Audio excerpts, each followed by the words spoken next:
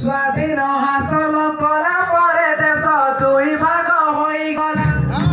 ଆଜ୍ଞା ସ୍ୱାଧୀନ ହାସଲ କଲା ପରେ ଦେଶ ଦୁଇ ଭାଗ ହୋଇଗଲା।